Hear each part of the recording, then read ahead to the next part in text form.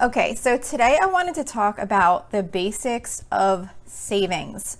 I was going to start out with this disclaimer because originally this episode was going to be the basics of savings and investing, but I decided for the investing part to go more towards the route of kind of going over some basic investing terms that we might hear a lot. Index fund or Roth IRA or Roth 401k or mutual fund or ETFs. I wanted to make sure I had the exchange traded funds. I just wanted to make sure I had the letters the right way. Anyway, the more I thought about different terms, I felt like the episode was going to get way too long. So I'm not going to go into those at all. I'm going to do another episode, I think next week, just covering some of those basic investing terms that you might hear kind of thrown around. But because I was going to talk about some investing terms, I was going to start this episode out with a disclaimer that I'm not a financial advisor and all that kind of stuff that you're supposed to say when you talk about investment type activity. However, just throwing it out there, of course, I'm not a financial advisor, and we really had nothing but a 401k and college savings for my kids as far as savings goes up until within the last couple of years. So I'm definitely not an expert in the area, but I just thought it would be good to just share the basics that I have learned and what has helped us over time as we've kind of got our finances in a better order. So today's episode is just going to be talking about savings in general, and then I think next week is when I'm going to do a separate episode on basic investing terms, just kind of defining what some of those words mean that you might hear, and we don't always fully understand what they might mean.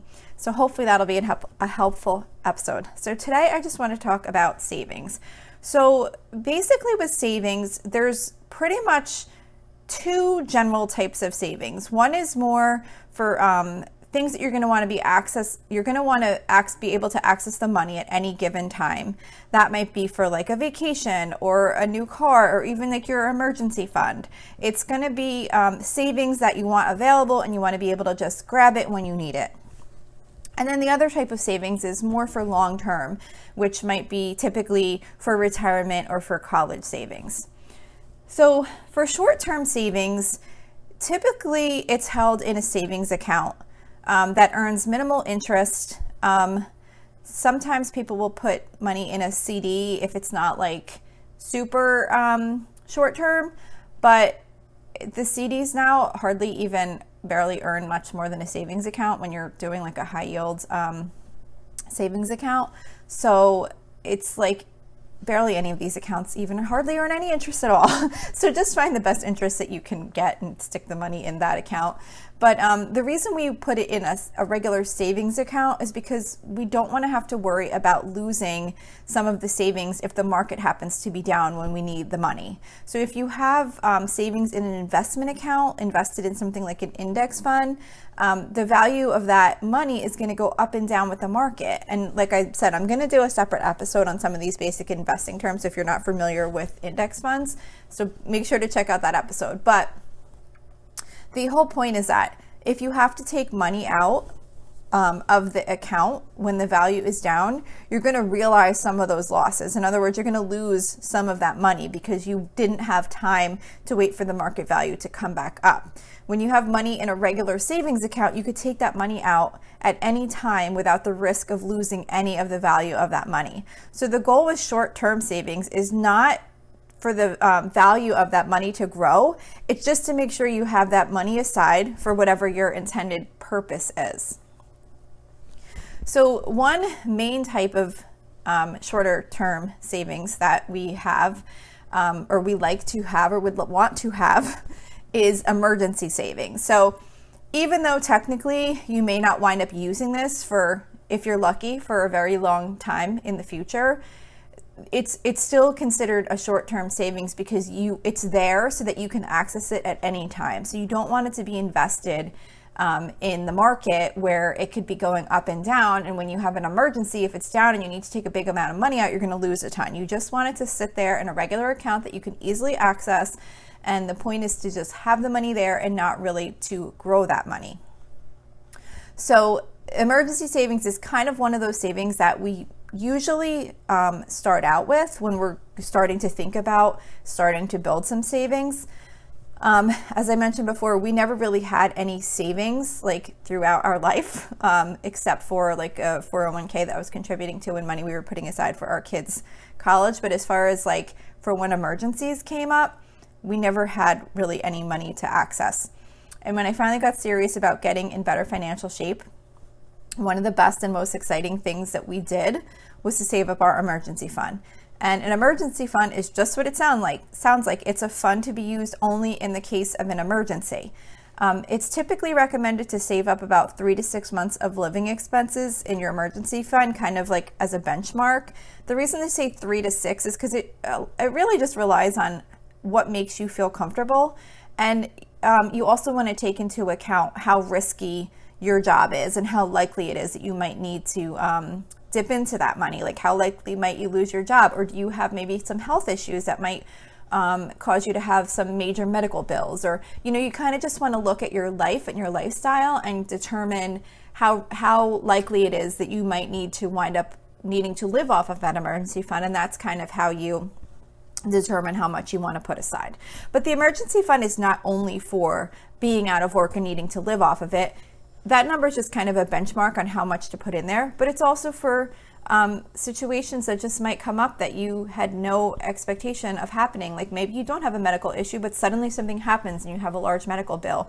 Or maybe your car suddenly breaks down and you need like a $3,000 repair, or whatever. Anything can happen where you might need to dip into that emergency fund. And having an emergency fund is one of the best tools you can have for staying out of debt. Rather than charging an emergency on a credit card, you can pull the funds from your emergency fund. And when that happens, though, it's really important to work on immediately getting that money back into the account as quickly as you can. Sometimes this can take a while, but maybe if you could just kind of think of it as if you charged that money on a credit card, you would have to work on paying that credit card back down. So instead of paying the credit card down, you're paying yourself back and getting that money back into the emergency fund. I've been working on this all year so far this year, and I think part of last year too, I can't remember. We hit our fully funded emergency fund balance that we were, that was our goal last year. And then almost immediately after we had it fully funded, we had several big emergencies, from a couple of medical issues to some emergency home repairs. We needed to have a big section of our roof suddenly repaired, which required replacing skylights that we have, because when you replace a portion of the roof, they encourage you to replace the skylights, because that we had skylights in there, so they encourage you to replace those because they were like over 10 years old. So you don't want to have to put on a new roof and then have the skylights start leaking a couple years later, and then they have to destroy all the work to replace them. So not only did we have to have roof repaired, we needed to get 2 skylights replaced, and then we had some medical issues. Like all these things came up, and we immediately had to start pulling out of the emergency savings. So while I was super, super grateful that we had put that money aside and we were able to pull from there, it's a lot of effort now to get that money back in, and we're really making that our biggest priority. So just, when you're thinking about emergency savings and coming up with the amount, although it's amazing, it's an amazing feeling once you get that fully funded to where you want it to be, you have to still always be diligent of replenishing it once you have it in place. So it's kind of like, it makes you feel like, oh my gosh, I did all that work and I still have to put the money away again because we used it. But that's just the nature of an emergency fund. When you use it, you need to replace it. So anyway, that's enough about emergency funds for this episode. So other short-term savings that you might have, it's really important to take time to think of what you would like to be saving up for. So even though we might not think we have enough money available to save up as much as we would like for certain things, it's still a good idea to have a plan in mind of what you would like to save up for when you have some extra money. So if additional funds do become available, you have a place to put them. And those extra funds might be something as simple as receiving a birthday gift, or You know, maybe you budgeted that a car repair was gonna, or car maintenance was gonna cost a certain amount and it wound up coming in less. Like any little area where you can find some extra money, where you wind up spending less than you expected, or you received a little bit more than you thought you would. It's a good idea to have a plan in place on where you want to put that money, because if you have no savings goal set, often any of that like found money will just end up being used on random things. So for us, what we do is we have several areas that we like to put money aside for when money becomes available.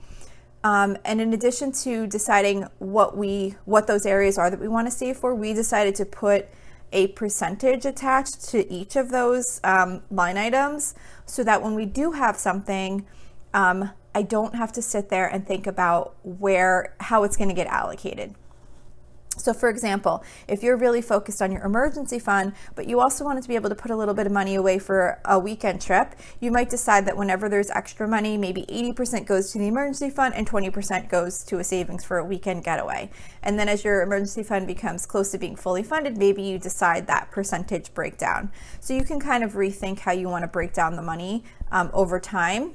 But for me, I'm an overthinker, and what was happening is every time we would have a little bit of money to put aside, I would sit there and stress over which account that money should go into.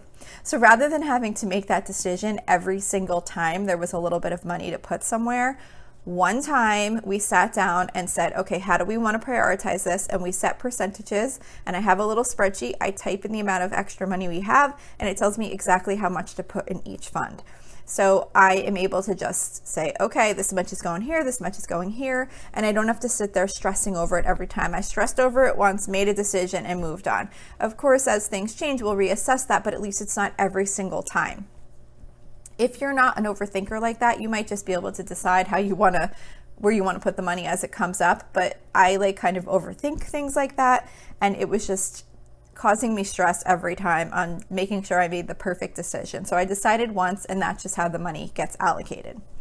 So just having those things identified, and having some accounts established, or even just like a savings account, and then you can allocate what the money's for on a spreadsheet. But just having that in place can really help you with getting that savings going, because when you have some money, you remember that you have those savings accounts, and you'll put the money aside rather than just spending it on, I don't know, extra snacks at the convenience store or whatever. I don't know what you would spend it on, but you know, and don't forget, don't discount the small amounts. They all add up over time too. Like I applied that percentage breakdown to any little bit of money I find, even if it's just like an extra $5 that I came in under budget on something, it all gets allocated out. Of course, you don't have to be that particular with it as I am, but just don't forget to count all those little amounts, because when you stick those little amounts aside, I mean, even if you had $5 a week, that's $20 at the end of the month. So all those little amounts do add up. So if you do find that you have a little extra money, even if it's small, still consider trying to stick it into one of those savings accounts that you've decided, you know, are the things that you want to be saving up for. And then, of course, I can't not talk about sinking funds when we're talking about the basics of savings. So sinking funds are savings for a variety of expenses. So of course, a vacation fund or a weekend fund, that can be a sinking fund. But the whole idea with a sinking fund is that you put money into it on a regular basis, so that when these periodic expenses come up, you have the money set aside for them. So in the past, I used to go over budget constantly, because expenses would come in for things like our pet's annual vet visit, or a field trip for the kids, or birthday party gifts, or ordering in pizza, or my annual Prime membership fee, or whatever it was. They weren't like regular weekly expenses, but they were things that would keep coming up over time. And whatever it was, there were things that I knew would be coming, but somehow I always assumed that I'd be able to cover them with like the miscellaneous portion of my budget, and that never happened. There were always way too many miscellaneous costs that would come up, and they would cause us to go over budget, because several of them would always seem to hit at the same time. And then on the weeks when we didn't have those miscellaneous costs come up, we would end up just spending the money on other things. We weren't like planning ahead to put that money aside for when these things did come up. So now what we do is we put aside a small amount of money each week so that when these things come up, we already have the money aside and it has no impact on our current week's budget. So I do this for certain things that are necessities that I know will be coming up. Like I said, for an annual vet visit or Prime membership fee, or I don't know, like there's so many things. I have so many sinking funds. I think I've gone a little crazy with it, but I love it. I've established them over time as these things come up. But I also put aside for fun things too. So like one example of a fun sinking fund I have is called Family Fun. So I put $10 aside each week into that fund. And when I'm out with the kids, or maybe they want to get a fancy coffee or a treat from somewhere, or maybe pick up a new board game or whatever it is, I can pull money from that account and I don't have to worry about taking it out of our regular weekly budget, so it doesn't have any impact. And it feels so much better to spend money on things like that when you know you have a place to take it from. It's just a whole different feeling. So maybe just spend some time about thinking what expenses always catch you off guard, and see if it's something that you might be able to put aside a little bit each week towards, so that when that comes up, you'll have the money aside already. And it actually gives you a really good perspective of how much money you actually have available to spend each week, because when you start seeing how much you need to put aside for all of these other things that will definitely be coming up, you wind up with less free spending money to spend on just random things each week. But that's the reality, because these things are coming up and you're not suddenly going to have more money when they come up. So just kind of think about what are some of those things that always wind up causing you to miss your budget because you weren't planning for them and you didn't have money set aside. And even if you just pick like one and then build on it from there, it'll be really helpful. Like, don't stress yourself out thinking you have to identify all of them at once. When I started doing it, I picked one thing and I would start saving for it. And then as things came up, I'd say, oh, this is something I probably should be saving for. And then I've kind of just developed it over time. So those are kind of like all of your short-term type savings. Then of course there's long-term savings. And those are usually held in some type of an investment account rather than a savings account, because the money's not needed in the short term. It can be invested so that the value of that money can grow over time at a much higher rate than what you'll get on a savings account. So when you initially open up an investment account, the money is usually put in some type of cash account, which is basically like a savings account. So it's very important to make sure that you go into that account and choose how you actually want that money invested. Otherwise, you will not be getting the benefits of having the money invested. It's not going to be any different than if you just had the cash sitting there. So a lot of people will open up an investment account and they'll put money in it and not realize that they need to go in and now make choices on how they want that money invested.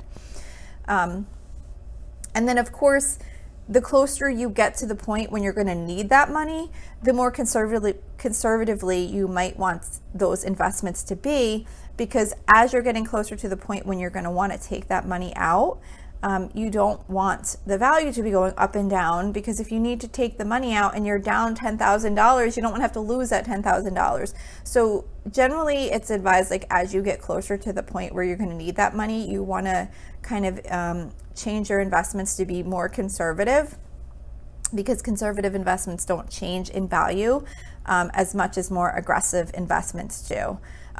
So conservative investments are more like bonds typically, and aggressive investments are usually more stock-based. But I'm going to talk about some of those things in that episode that I said I'm going to be doing separately on basic investing terms. But I think most people kind of know the difference between a conservative and an aggressive investment.